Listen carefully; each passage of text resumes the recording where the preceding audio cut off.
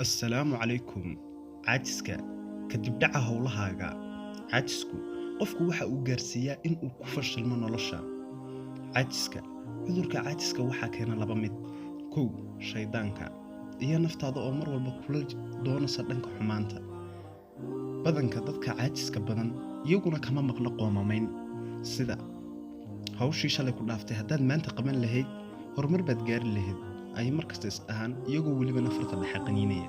haddaba su'aashu waxay ka taagan tahay dhibaatadan xalkeeda ma jiraa? haa dabcan adduunkan wax aan xal loo helin ma laha ilaa ma naftaada aad aaminsiisid dhibaatadeedu xal ma laha. aan ku siiyo haddaba 5 qodob oo ah dhibaatadan xalkeeda. kow, mar walba ku ducayso inuu salawaatu rabbi wa salaamu alayhi ducadiisi waxa kamid ahayd inuu dhihi jiray markuu rabbi asmaadiisa ku bariyo kadib a'uudu bika min sharri nafsi wa min sharri shaytaani wa sharaki.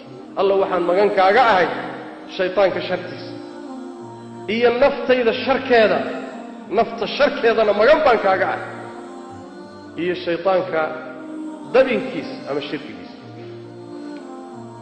magan galo ilaahay ku caawiyo. ducadiisi waxa kamid ah nabigeena salawaatu rabbi wa salaamu alayhi raadka labada number 2 ama qodobka labaad waxaad qaban jirtay wax ka duwan qabo. tusaale jiimta oo kale, kubadda cagta, wax kasta oo isboorti ah samee si uu jirkaagu u dareemo furfurnaan. qodobka saddexaad isxasuusi hadafkaaga. qofku hadduuna hadaf lahayn nolosha wax qiimo leh uu ka leeyahay ma laha. hadaf samaysa haddaadan hadaf lahayn mar walba caadisa dareentidna xasuusa hadafkaagii. qodobka afraad kofeega. maalinkii caalamka waxaa lagu cabaa 2.25 bilyan oo koob oo kofee ah. markastoo caajis ama waas dareentid koob kofee qac ka sii hubaal caajiska uu ka duuli doonaa. qodobka ugu dambeeya daba muxuu noqon doonaa ee ah qodobka 5aad salaada. anaga iyo gaalku waxaan ku kala duwanahay waa salaada tukaadadan tukan fadlan.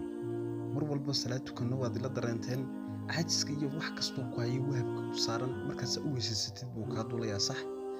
salaada tukooban kaaga tagaya.